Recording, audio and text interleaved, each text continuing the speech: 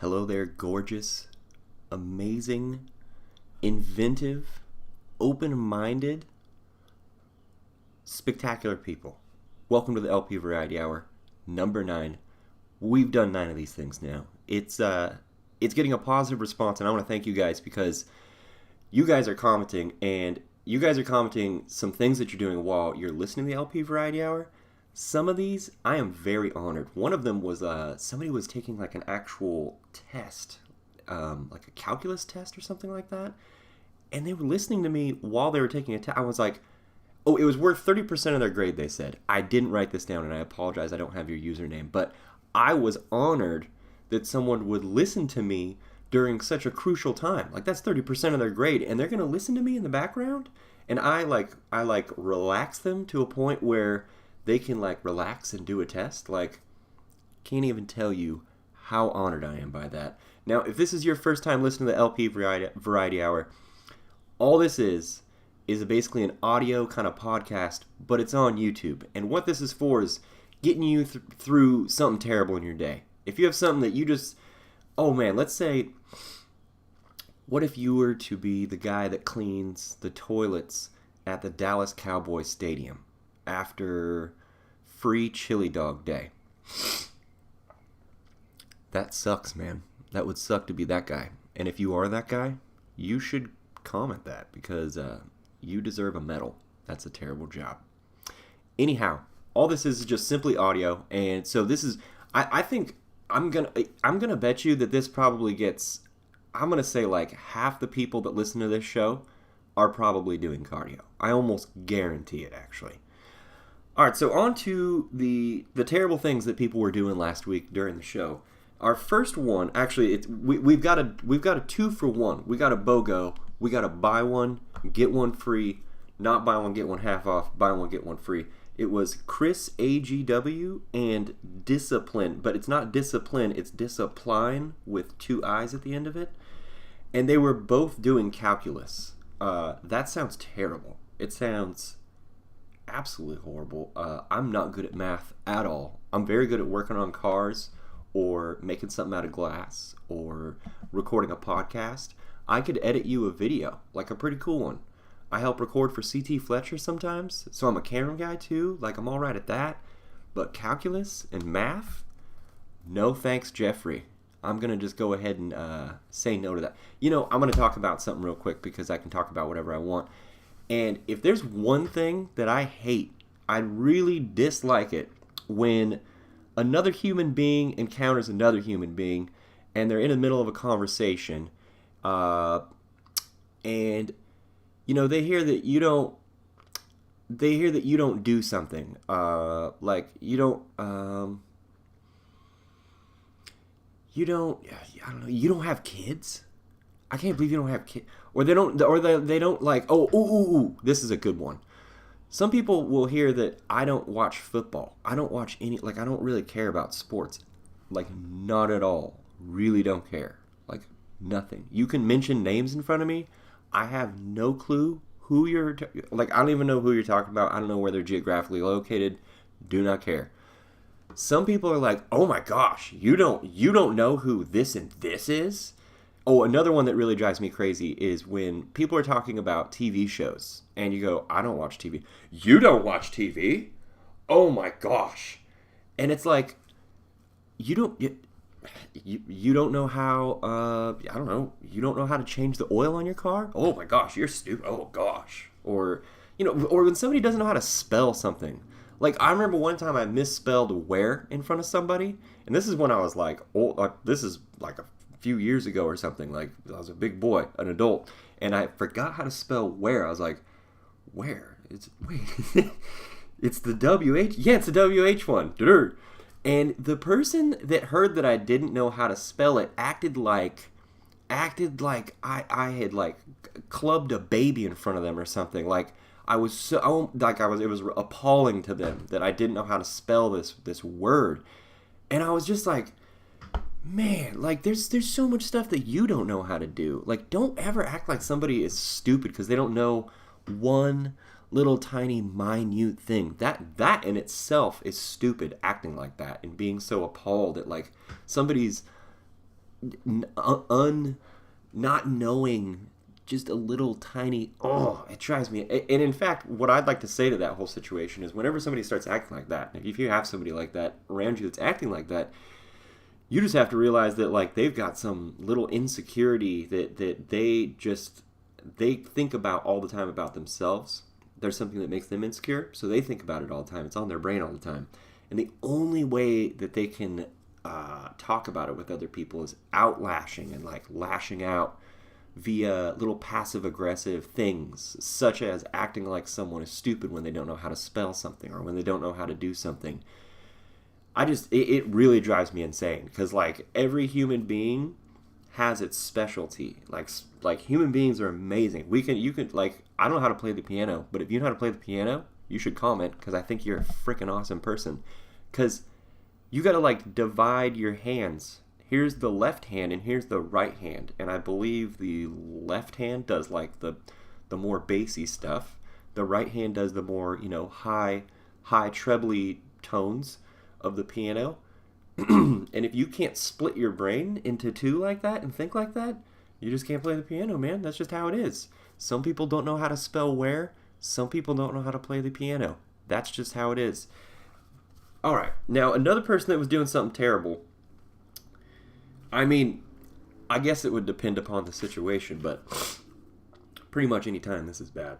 It was Sarah Haynes getting ready for a funeral. Now, I don't know who the funeral is for, but my condolences, and I hope it went well. But that's a pretty lame one to be doing, getting ready for a funeral. And in fact, I don't know if you guys knew this, but I'll talk about this some other time on another variety hour, maybe when I talk about jobs or something. I used to dig graves. I used to be a grave digger. I used to be the guy that ran the graveyard. I was the pleasant kid that would help you, lower your grandma into the thing and everything, and make sure that the flowers were there, and have the astroturf down around the hole, and have a little gazebo set up with all the little chairs and all that. But like the one thing that the people that I worked for were always impressed by was how positive I was and how like polite I was to people. I guess I went to a funeral recently, like a little while ago. It was for baby girl's grandma, and the people at the funeral, the service, like the people that worked there, I don't know, like they were respectful, but LP has a very, very refined gift / curse. LP looks at it like a curse. I can read anybody. I can read your body language, and I already know what you're thinking. You don't even have to say anything to me. I already know you. I got it from my grandma, and sometimes it sucks, but I could read these people at this funeral place, and I was just like, or at the grave. I don't know, what do you call it? Graveyard? The funeral? I don't know what it is, but you could just read their body language, and they were just, they couldn't wait to go out drinking that night. That's what mattered to them. You know what I mean? Pretty much like every person at every job. But I don't know. It was weird working at a graveyard. Like, you just be nice to people, and they are honored. I'll tell you the worst thing about working at a graveyard is when you set up a funeral that's been fully paid for, and it's like the supreme one, and it's got all the best flowers, has the coolest casket, everything. It's got all the chairs, but don't nobody show up, man. Those ones, that's a sad thing to see. That's like really, really bad. And I remember it would happen sometimes. What I would do is they would even pay, like the person would pay for their own funeral and everything like way ahead of time. And here I go talking about working at a graveyard when I said I wasn't going to sit here and talk about working at a graveyard, but here I am talking about working at a graveyard. I remember that the person that died would pay for their funeral ahead of time, and they would arrange, everything, guys, like everything from them dying to the embalming stuff, all that stuff, all the way to casket, all the way to the transportation to the graveyard, like the setting up of everything, the flowers they wanted, everything. But then what would happen is none of the relatives would show up because, maybe it was an unpleasant person, or I don't know, man. Maybe it was like the Mother Teresa of the family, and she was a complete saint and most amazing person ever. But maybe there were circumstances in which she couldn't share her givingness with the world because maybe she did it through selling illegal methamphetamines. I have no clue, but I feel like nobody deserves to have just like nobody at their funeral. So I would sit there at the services like by myself, while because they pay a pastor to read Bible verses, and do a full service for them. And so I'd sit there for it because if I wasn't sitting there for it, I would sit up on a hill I would be in my golf cart that I like drove around the graveyard. I'd sit up on a hill and just kind of watch the service from afar to kind of like make sure that everything's moving smoothly, because I would tell the people, if anything goes wrong, you just look up at that hill over there and you give me a wave and I'll be right down here. I just don't want to be up in your funeral just kind of here as a guy that you don't know. I just don't like doing that. It's just kind of weird, But then sometimes nobody would show up, man. It was so sad. And I remember another thing that made me really sad at the job. Only times I was sad at the job, like honestly, there's only like like a few times. Was you don't when you hear gravedigger, you think that I was like, oh, hello, welcome to the graveyard. I'm digging a hole with a shovel. Here we go. Oh, and then I'm there with my friend, and there's like a little candlelit lantern at nighttime. That's not how it is, guys. You dig graves with a backhoe, like a tractor now. So yeah, he knew how to operate a tractor, and I'd dig the grave, and you had to dig it to like, oh man, I don't remember the number. I think it was like 5 feet. I don't remember how deep you dig graves, but I remember one time, this is the other time I got kind of sad, was there was a guy that worked there for a long time, and I remember I watched him, he'd always throw his trash in graves. Like, he'd have a cigarette butt, and he'd be like, flick right in there. And I'm like, man, you could just like, look at all the perks of the job. I mean, quite often we would get to just, like, hang out and take a nap sometimes in the shade. Like, it was pretty sweet, and you get paid for, like, 2 hours of napping. But you were on call in case anything went wrong at the graveyard. You get ahead of your work. Now, in my opinion, you should look at that. He should look at that and be like, oh, well, I'm pretty lucky to be working here, and I should, be kind of respectful. Maybe carry a coffee can that you can throw your freaking cigarette butts in, you dick. I don't know. You just don't. There's certain things you don't do in LP's book, and one of them is you don't throw cigarettes in somebody's grave. Am I wrong, guys? Like, if you disagree with me, please comment. Like, are you serious? Like, that's like. It's like spitting on somebody's face when, like, if they're just dead on the street. Like, that's so bad. Like, it's already a pretty terrible situation that they're in, and then, like, you're gonna flick a cigarette butt in there, man. Like, I don't know, man. Maybe that guy was like one of those old guys that, he didn't even want a funeral. He didn't want anybody to come to his funeral. He didn't want to be buried. He just wanted to be cremated and thrown out in the ocean, or taken to Vietnam where he fought, or something like that, something cool. But then the grandkids were like, oh, no, you know what? We need to have a funeral for him. And maybe Grandpa's like turning in his grave, and then there you are flicking a freaking cigarette butt on top of him, buddy. I remember I remember I almost squared off with this guy when I saw him do it one time, and I was just like, you know what? Karmatically, he'll get it in the end. If he's flicking cigarette butts in people's graves, then in the end, he's going to get his. That's just how it works. That guy will end up getting something done to him somehow by somebody, somewhere. He's going to make a terrible decision. He's going to get some kind of STD or something from somebody, because that's bad karma right there. Like, that's like going in the ocean, the karmatic. You're going in the karma deep blue sea, and you're swimming on a surfboard, and you're waiting for a karma great white to just come up and just eat you whole right off your surfboard. That's what you're messing with karma big time when you're throwing cigarette butts into people's graves. I gotta take a drink of water, guys. I'm sorry.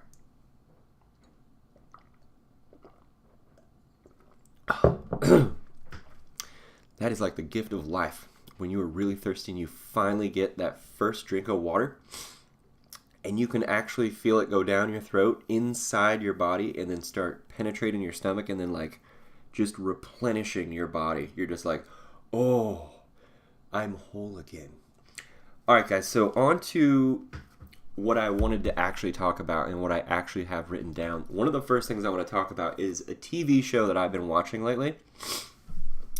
If you guys haven't watched Breaking Bad, it's a graphic show, so be ready. It's in regards to, you know, making crystal meth and stuff like that. But as an editor and as a videographer and as a photographer and as just a person that's just indulged in lots of different arts and stuff like that, Breaking Bad and the makers of that show, the editing, the shooting, everything about it is just breathtaking. It is amazing.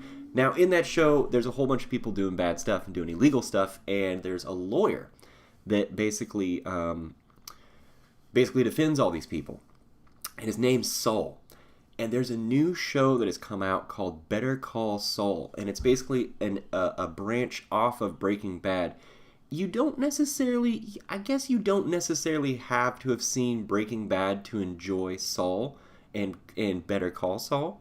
I think it's a show that you could understand. You just have to really watch it super closely so that you can fully absorb everything. This show is... I remember my dad told me about it, and he was like, oh man, you really got to watch this show. I think you'd like it because the editing is really good.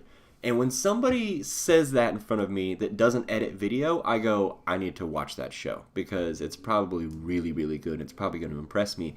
And this show did just that. I mean, I was just watching this show recently, and there's a scene in which someone walks out of a building, and somehow the cameraman or whatever they were using, I don't know if it was a drone or if it was a gimbal or what it was, but this guy walked or jumped out of a window or something, or came... No. He walked out of a building, but the camera was coming from inside of a second-story window while he was on the ground walking away from the house. The camera goes...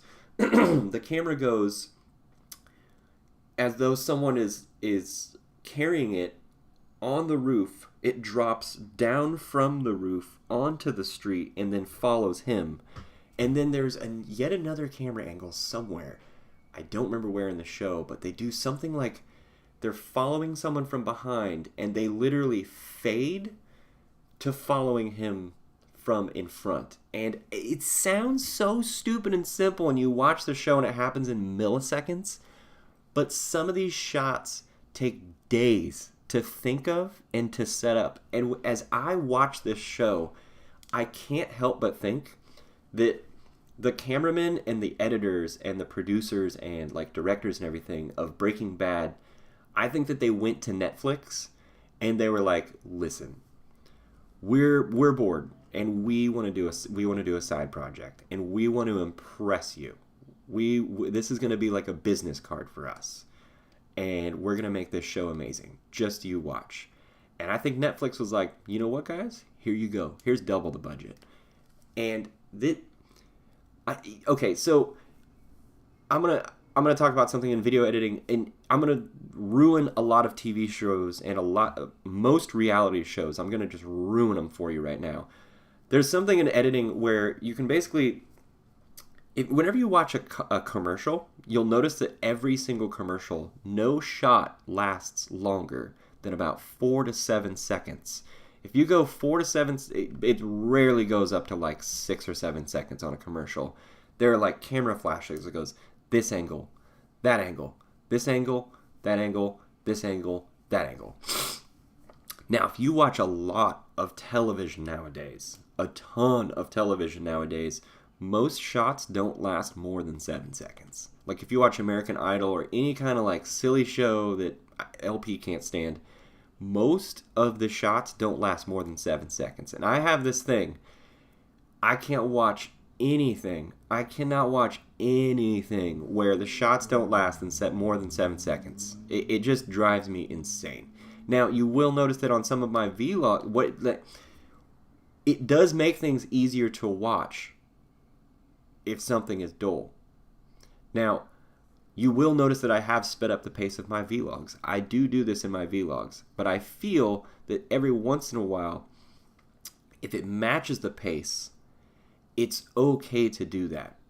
But I feel as though when you have a full production studio and everything is produced, everything has been rehearsed, everything is scripted, and you still have to do the 4 to 7 second shot thing, that is terrible. That means that what you're broadcasting is garbage. I'm sorry, but what I'm getting to, I'm sorry, I'm drifting, guys. What I'm getting to here is that in Better Call Saul and shows like Breaking Bad as well, the editors and the directors, they use, instead of using 4 to 7 second clips, they use these gaps of time. They'll like purposely dole down moments and elongate moments to like 15 seconds, sometimes 20 seconds, and make them extremely dramatic. Now, as an editor, as a video editor, I look at that and I see someone literally magnifying nothingness and making something out of that. That is amazing to me. Like, someone can be just paying for parking on this show, and it is so dramatic and it is so artistically done, and the shots that they take, the audio that they pick up, everything about it is just breathtaking. And I recommend that you guys watch Better Call Saul. Trust me, it is like,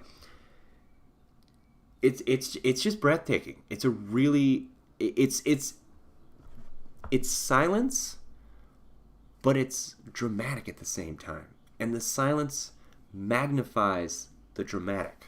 It's so weird. It's so strange to me. Okay, now on to things that people actually want me to talk about. This week, this one is from Little Exodus. Cool name, by the way. Coolest people you've met in the fitness industry.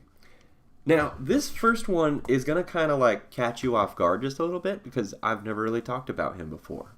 You've seen him maybe on my Instagram. I think I've included him on a vlog, the Ohio Arnold Expo, not this year, last year. His name is Ian Sanzavera. Now, he also goes by, I think it's like Not Ian Sands on Instagram. Who this guy is a cameraman for Quest Nutrition.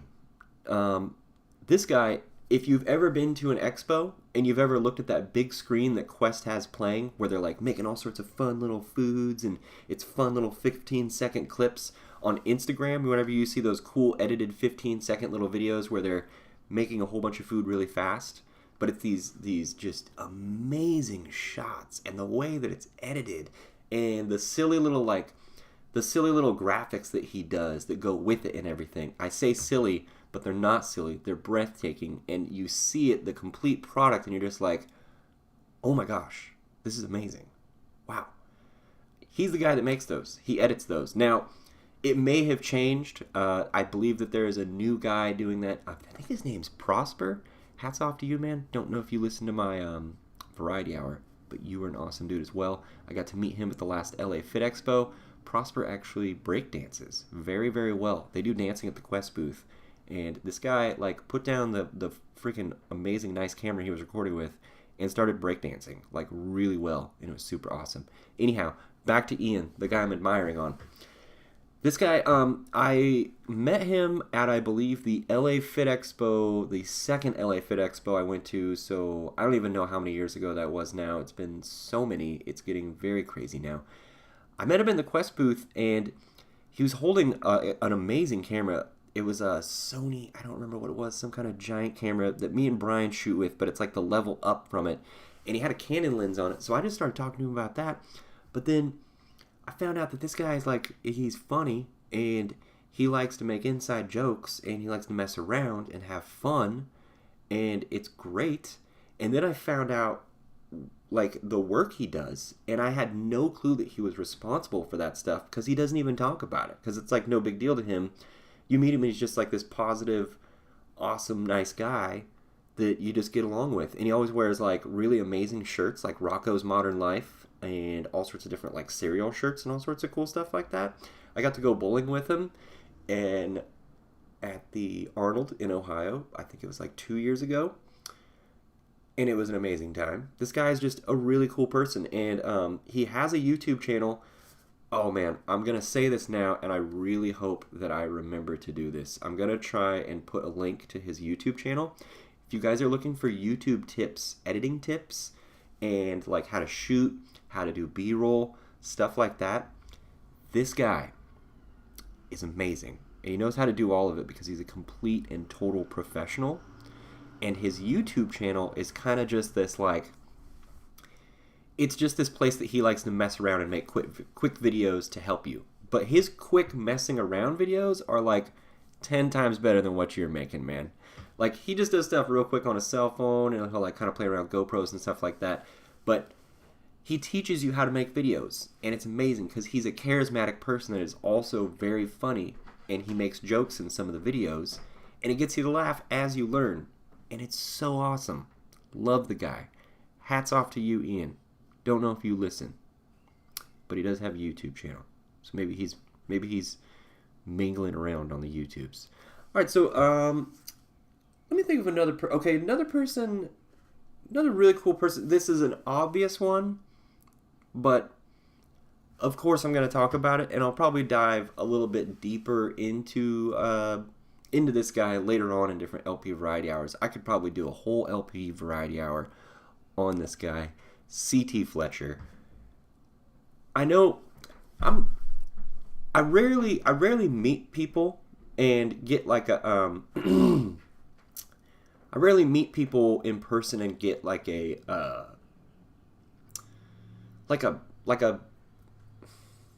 target, like a spiritual feat, like a this person is this person is something. You know what I mean?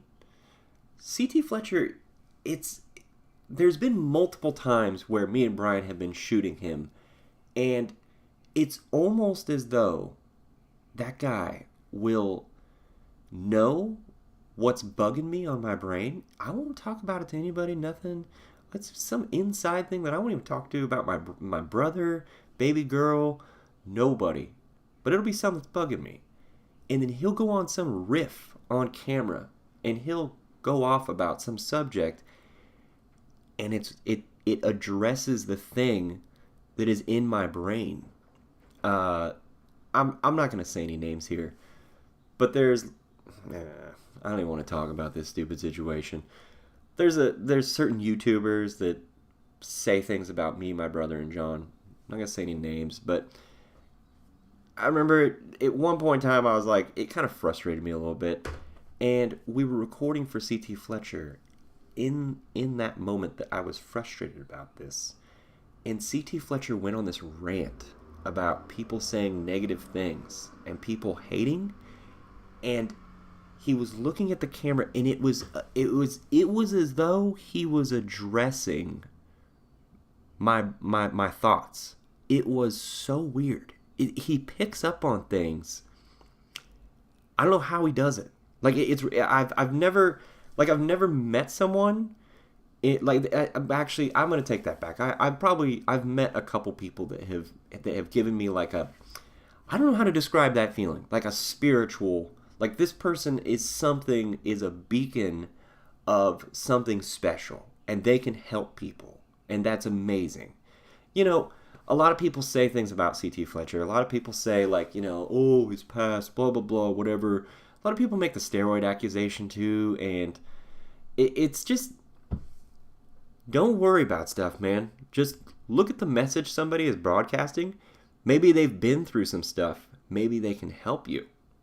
And maybe going through stuff, tough stuff in life, can help someone help you and make you realize that the situation that you're in is just a minor thing and it's nothing.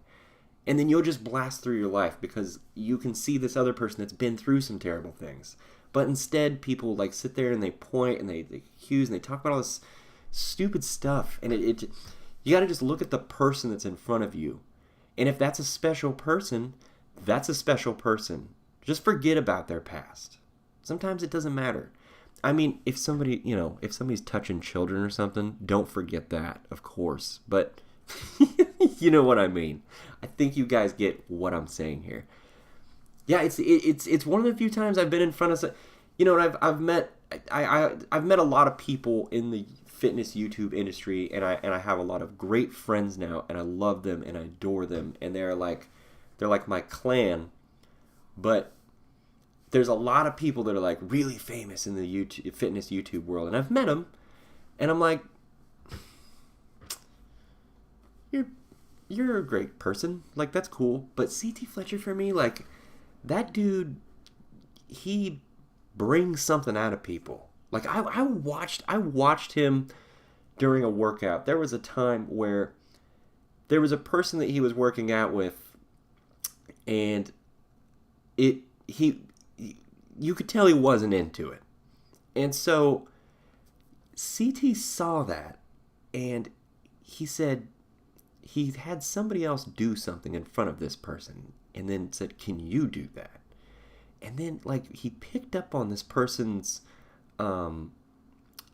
like it was weird. He like picked up on the person's thoughts, and that he could tell that he knew this person thought what they were doing was silly. And he took those thoughts and he turned them against the person and made them work out really, really freaking hard because he didn't want to look silly, and he used that against him. And it was so cool to watch, man. And it was I don't know. You watch the guy, and it's breathtaking. He can get it out of anybody, and it's weird.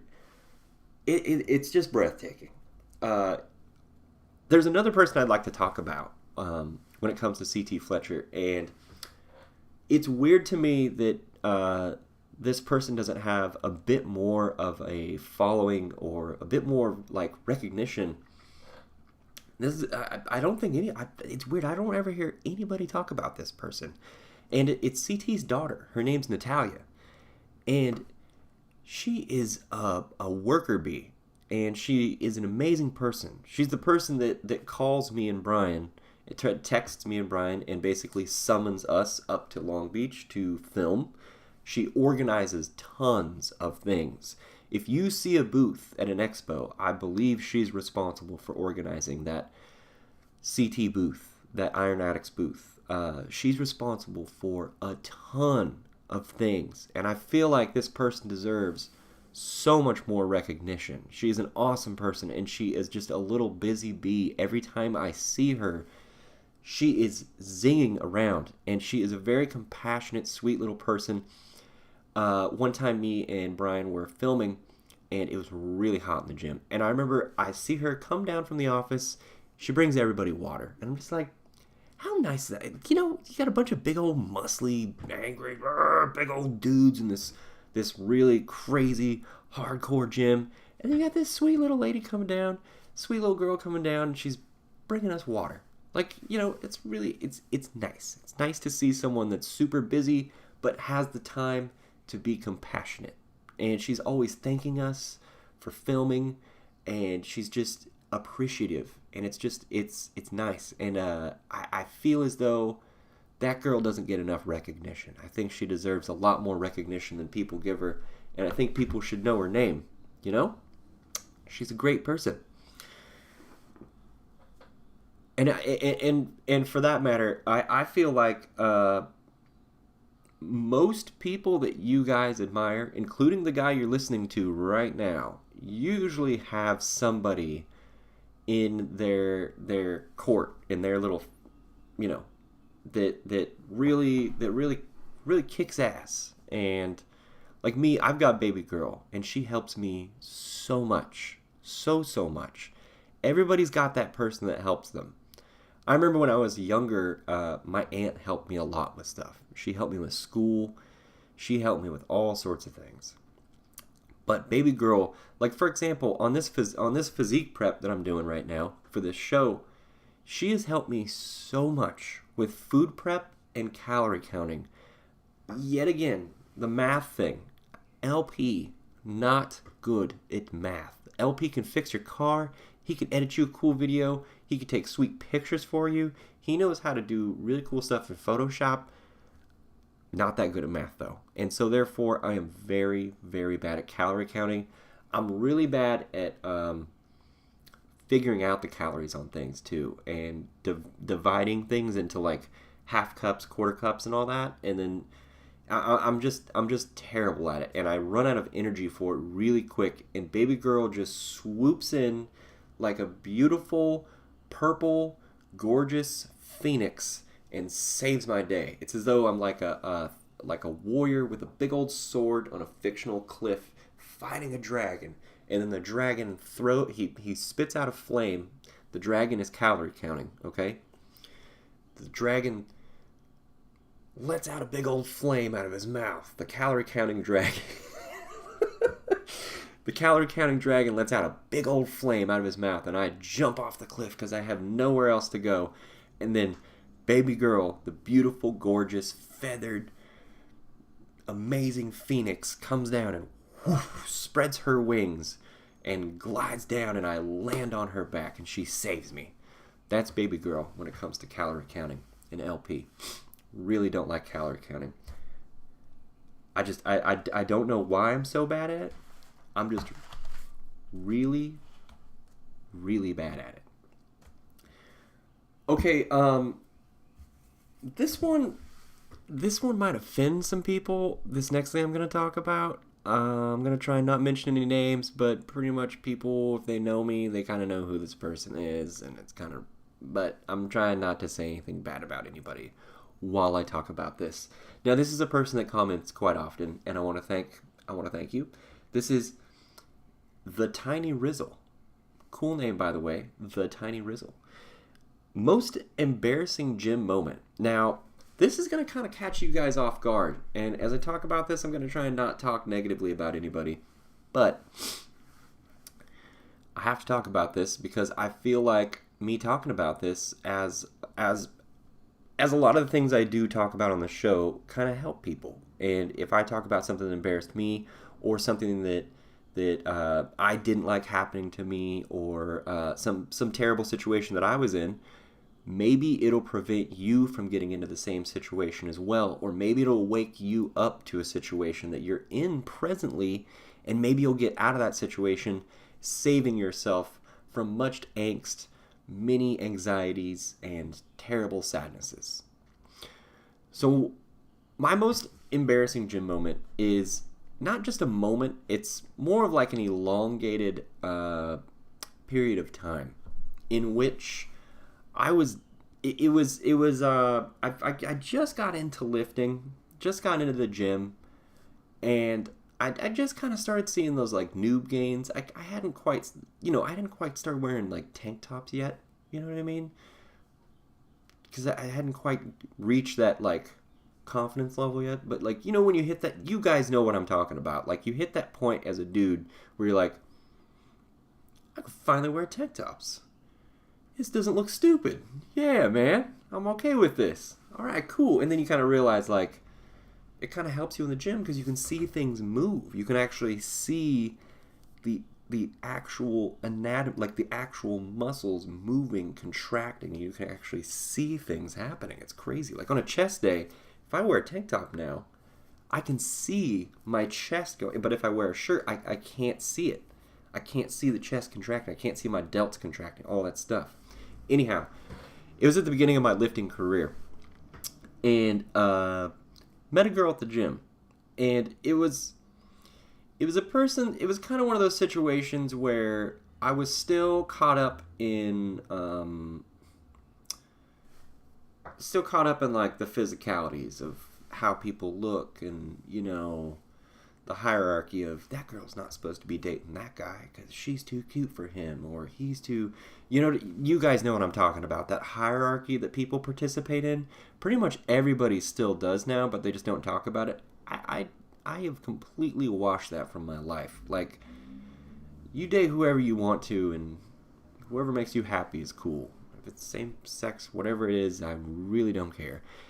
Anyhow, I was still kind of caught up in that like that looks. I really wanted to. You want to like. It's almost like you want a trophy. It's so weird. I don't know. Anyhow, I ended up dating this girl that went to my gym, and over time, I ended up kind of. I remember at one point I completely shifted my workouts for this person. Like, I would work out so early in the morning, and I don't like working out early in the morning. It's terrible. I don't like doing it. I'm not one of those people. If I have to do it, if I have to change my schedule, sure. But I remember I was to this point where I was working out at like 4 a.m., not eating food before the workout, while on a bulk, going like it I realized that I was like this person's like like possession. Like, they possessed me. Like, I was doing whatever they wanted all the time. And I remembered one day, like, I like followed her around the gym, and I realized that I was like jealous of other guys looking at her. And I was like, I'm following her around, and I'm one of those guys that like cares about like dudes looking at my girl. Like, I'm one of those people. And I was so I was embarrassed at the time, but when you're caught in one of those relationships, you just keep going. You get kind of addicted to it. It's like this snowball like addiction thing, and you just kind of let it keep on snowballing and keep on going. And it honestly, it's probably the most embarrassing thing that's happened to me in the gym, is having this person like just step all over me, really. My confidence, really diminishing my gains if I really sit here and think about it. Because like someone will stress you out like that and get you all jealous and blah blah blah whoop de woo, and it affects you. It affects your lifting because maybe you don't sleep as well. Me, in this case, I was getting up early in the morning just to go to the gym so that I would know that I'm lifting with her, and she won't be lifting with some other guy while she's at the gym. And after a while, I realized somebody at the end, like, somebody pointed this out to me long after the relationship, or maybe it was like right after. I don't remember. They said to me, they were like, you got to think, were you staying with the person because you love them and because you enjoy their company and you want them around? Is that why you're with this person? Or are you with them because you don't want anyone else to have what you have, and you don't want anyone else to have it? Ever since that person has said that in front of me, I don't remember who it was. I believe it was this awesome older dude from the 24-hour fitness that I used to go to back in the day. This guy studied Buddhism from, I think, 15 years old until present day, and he's almost like 70-something years old. So whenever this guy talks, LP listens to whatever this guy has to say. Ever since he's said this in front of me, like, that one phrase that he said in front of me changed me so much. Like, it changed the chemistry of my brain. And I can't tell you guys, like, if you have somebody around you, that's why I'm making these LP variety hours so often now, is that I can get so many phrases and so many sentences and so many words into one compact thing. It is almost an hour long or a half an hour long, but I've conveyed so many points, and if just one of those little points can grab you by the ear and pull you out of the room that you're in, that's like some terrible room that you don't want to be in, man, that's what this is for. And this guy saying that to me brought me out of a lot of terribleness that I was in. And I realized when you apply that phrase, are you with them because you love them, or are you with them because you don't want anyone else to have them? I want you guys literally to ingrain that phrase in your brain, do it just for do it for a trip to the grocery store or your next trip to the gym. I encourage you to do it for your next trip to the gym. If you're doing cardio and you don't have an LP Variety Hour to listen to, watch some couples while you're on the stairs and apply this theory. You're going to see, you're going to notice so many people are just with someone because they think it's a cool item that they need to have around so that other people see it and then they think they're cool.